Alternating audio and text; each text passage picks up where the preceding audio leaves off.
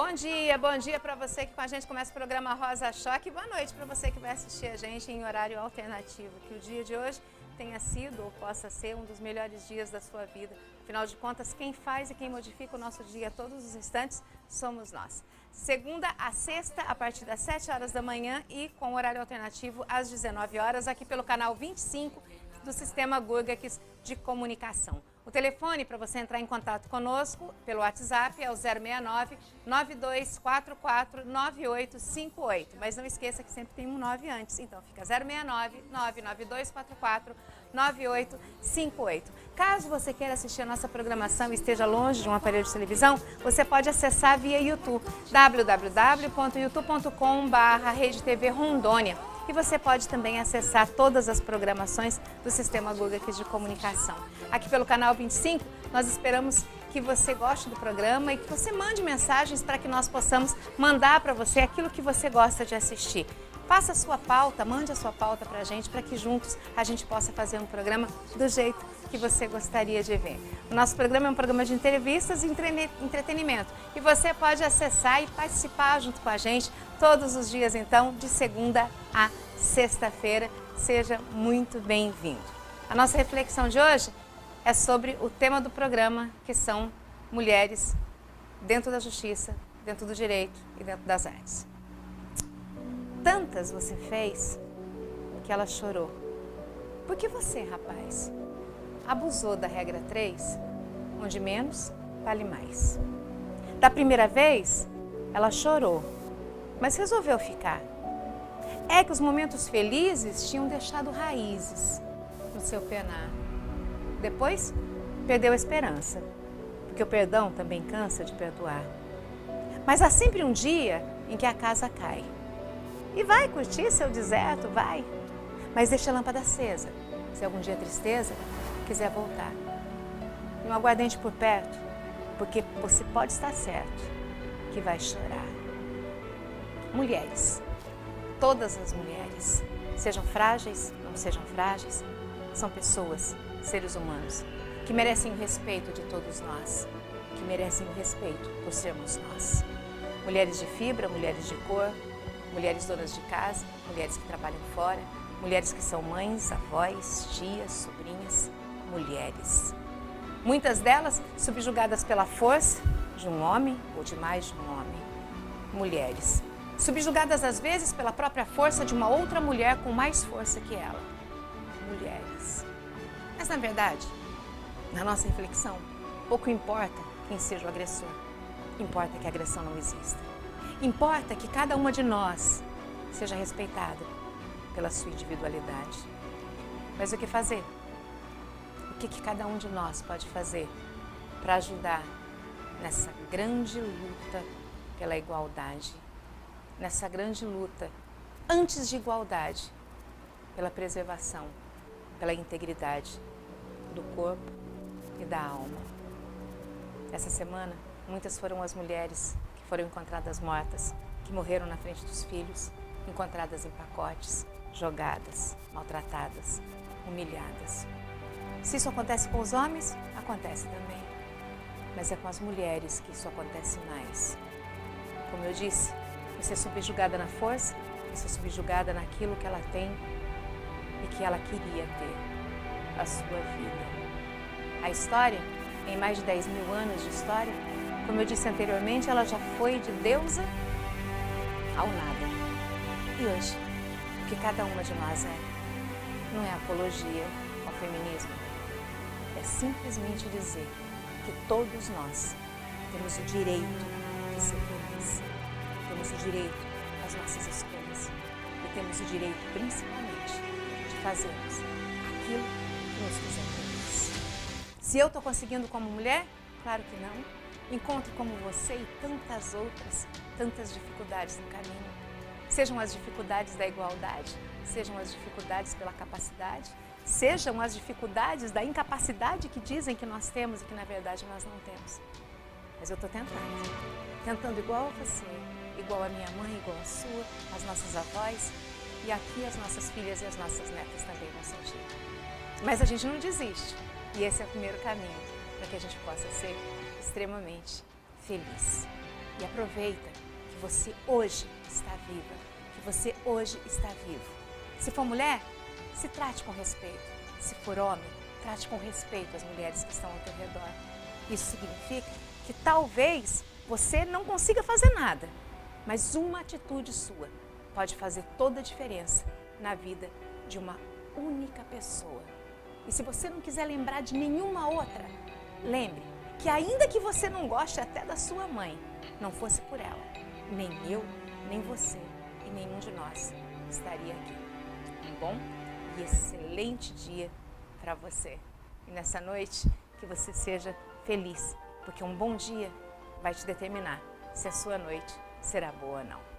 Programa Rosa Choque de hoje, a gente tem 2 entrevistados, como eu disse na chamada. A gente vai falar sobre a violência contra a mulher vinculada às penas, aquilo que realmente acontece com as pessoas que fazem algum tipo de agressão contra a mulher. E na nossa parte cultural, a gente vai falar de teatro, que é a encenação da vida. Quantos somos nós que vivem de cenas para poder ter dentro do nosso imaginário comum aquilo que mais nos fizer bem. Nossos convidados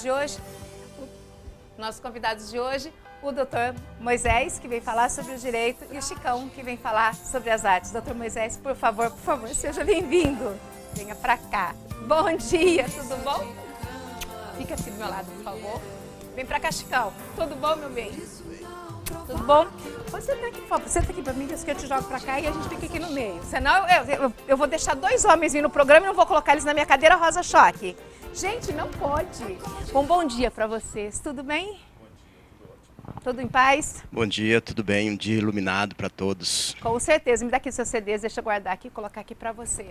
Bom, a gente fala muito das mulheres e fala muito a respeito das agressões, mas também fala muito das artes. E quantas foram as pessoas que pintaram o rosto, inclusive, para fugir de determinadas situações e que às vezes utilizaram essa pintura de rosto também para poder dizer o que sentia, principalmente na época da ditadura.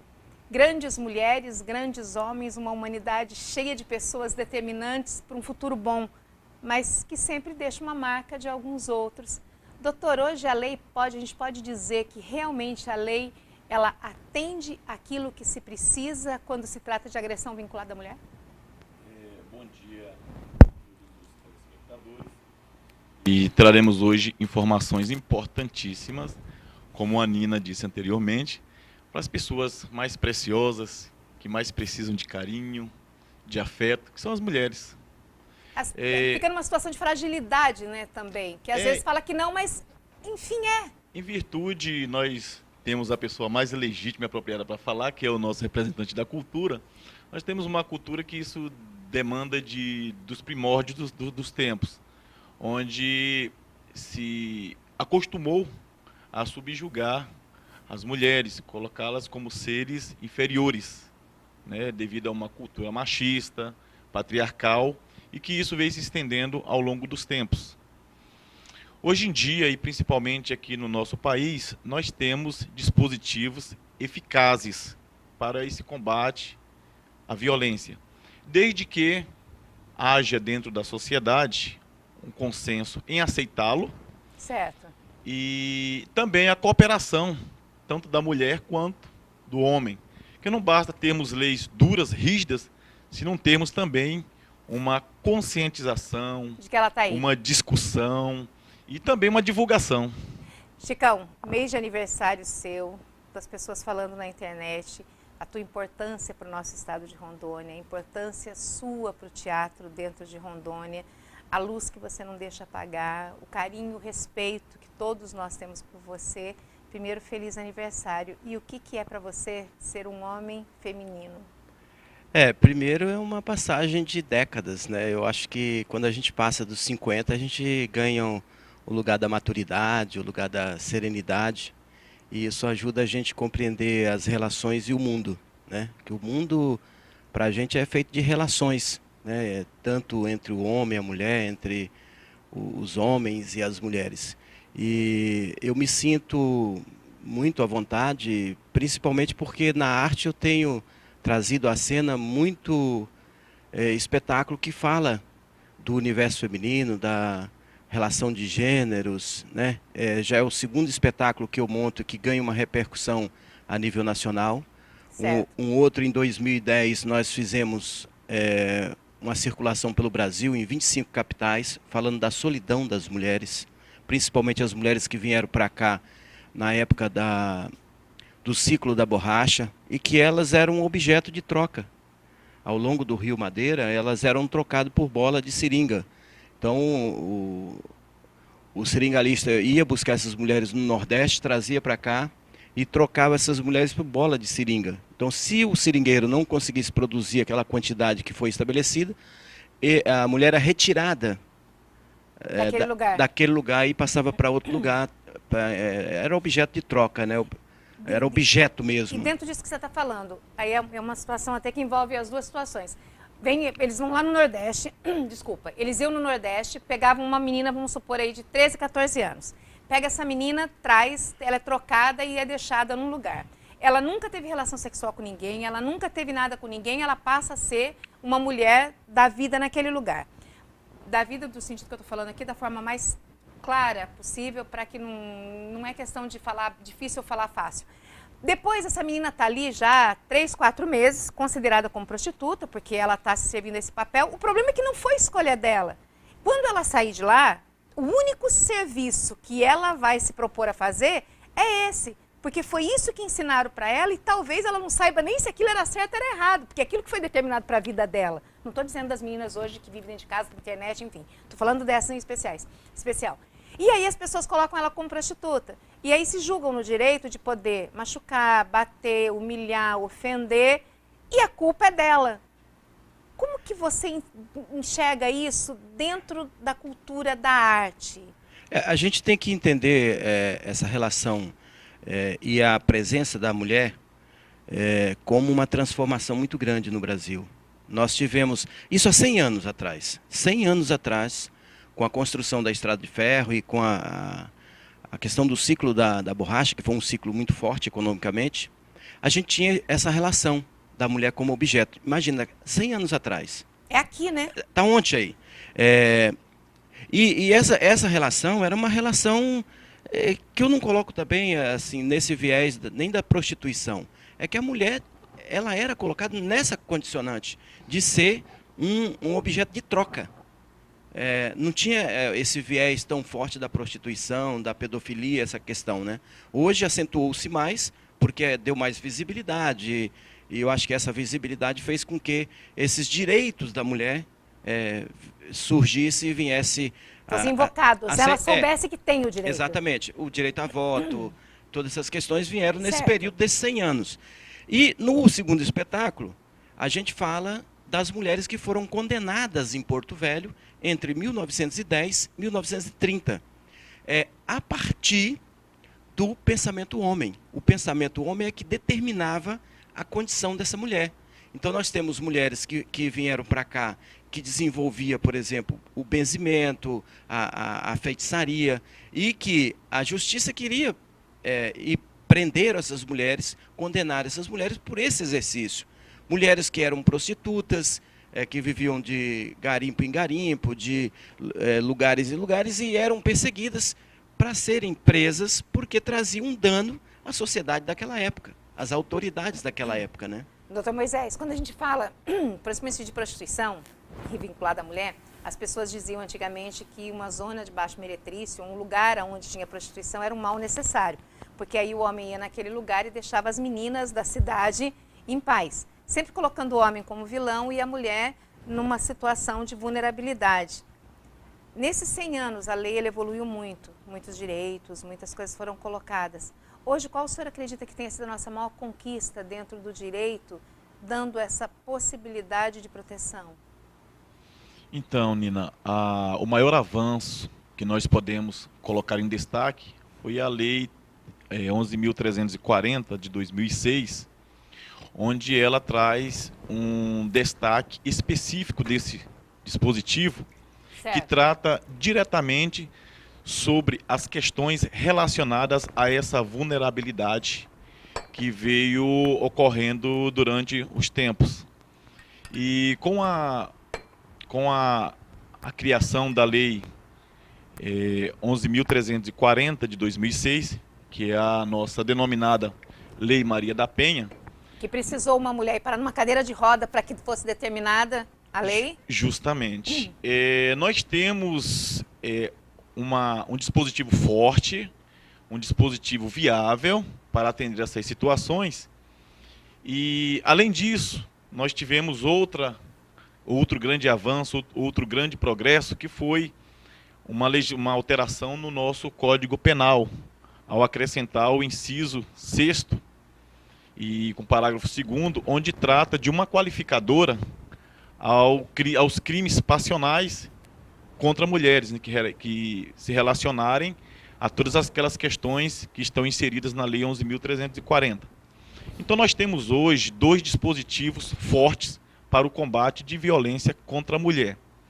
O grande problema e o grande desafio hoje no mundo jurídico é fazer a aplicação adequada dessa legislação, porque ela envolve todo um corpo institucional. São leis pesadas, doutor? São leis duras. São leis que, aplicada a sua íntegra, elas são eficazes, têm um caráter de eficácia. Por quê? Existe uma diferenciação em relação a como era procedido as violências domésticas no lar doméstico. Por exemplo, as agressões antigamente eram processadas no Juizado Especial de Pequenas Causas. E o que ocorria? O agressor recebia como penalidade uma prestação de serviço à comunidade ou pagamento de cesta básica.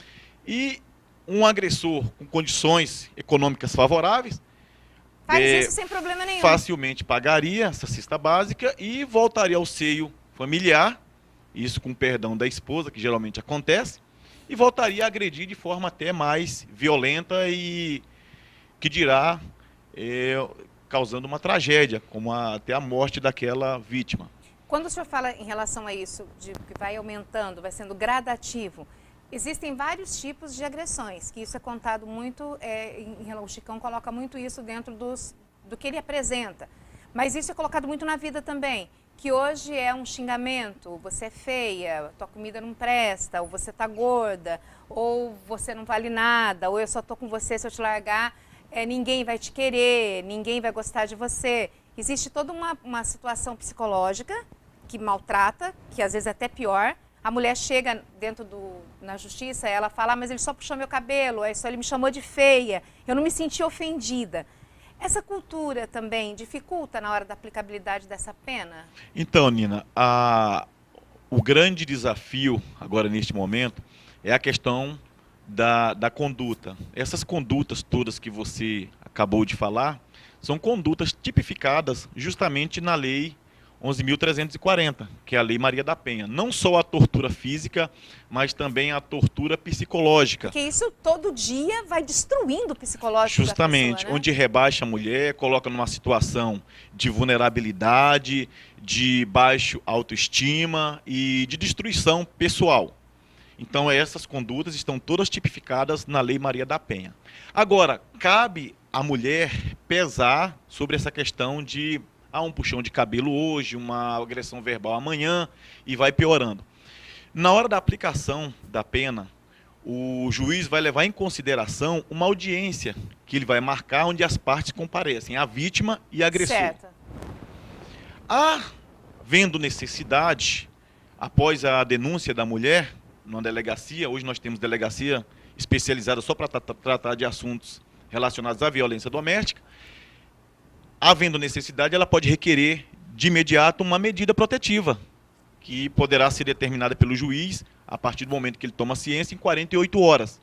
E essa medida protetiva vai do afastamento do agressor, a não se aproximar, até a não ter comunicação em nenhuma hipótese, seja de celular, de e-mail, de Facebook, de nada.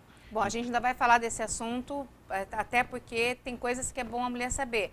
Que essa situação, às vezes a mulher fala assim, mas ele vai me afastar do lar e eu vou para onde? Ou ele não pode andar. Chicão, Mulheres do Aluá fala do quê?